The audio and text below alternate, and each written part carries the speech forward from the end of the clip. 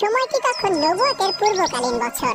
আরব সমাজে তখন নারী ছিল অত্যন্ত অবহেলিত ও লাঞ্ছিত। কন্যা সন্তান জন্ম নিলে লজ্জায় পড়ে যেত তার পরিবার।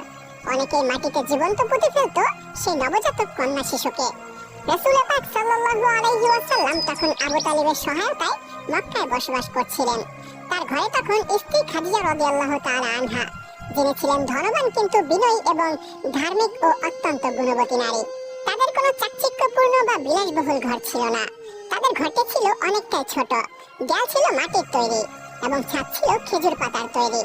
কিন্তু সেই ঘরেই দুজন মানুষ বসবাস করত, যাদের ভালোবাসা ছিল দুনিয়ার সব ভালোবাসার চাইতে গভীর।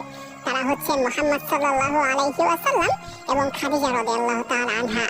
নবী করিম সাল্লাল্লাহু আলাইহি ওয়াসাল্লামের ঘরে আগে থেকে তিনজন কন্যা সন্তান ছিল, যায়নাব, রুকাইয়া এবং উম্মে কুলসুম।